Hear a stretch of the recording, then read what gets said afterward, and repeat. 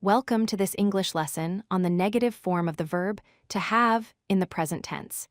In this video, we will learn how to say what we and others do not have. This is an essential grammar structure for everyday English conversations. Before we learn the negative form, let's review the subject pronouns. We have 6 main pronouns: I, you, he, she, it, we, you plural, and they. These pronouns tell us who is performing the action.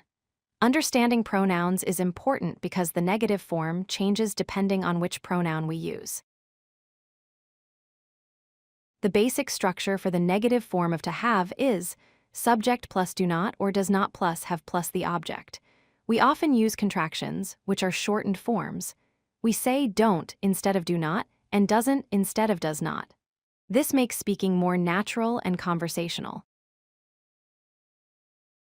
Here is the complete conjugation chart for the negative form. With I, you, we, and they, we use don't have. With he, she, and it, we use doesn't have. Notice that doesn't is only used with the third-person singular pronouns, he, she, and it.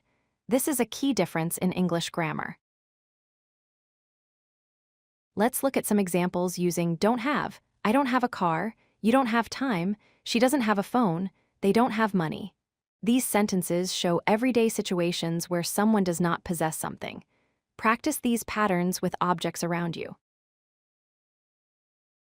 Now let's focus on examples using doesn't have with third-person singular subjects. He doesn't have a job, it doesn't have wheels, she doesn't have siblings, it doesn't have a battery. These examples show how we use doesn't when talking about he, she, or it. Remember that doesn't is only for singular subjects in third person.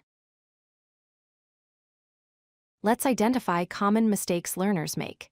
Many beginners say, I not have a pen, but the correct form is I don't have a pen. Another mistake is saying, she not have time, but we must say, she doesn't have time. Always remember to use do not or does not in the correct form. Never omit these helping verbs. Here are the 4 key points to remember. First, use don't with I, you, we, and they.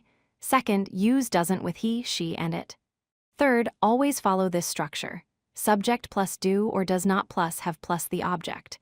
Fourth, practice with real objects and situations in your daily life. Regular practice will help you master this grammar naturally. If you like this video, hit that like button and don't forget to subscribe. Visit codelucky.com for more such useful content.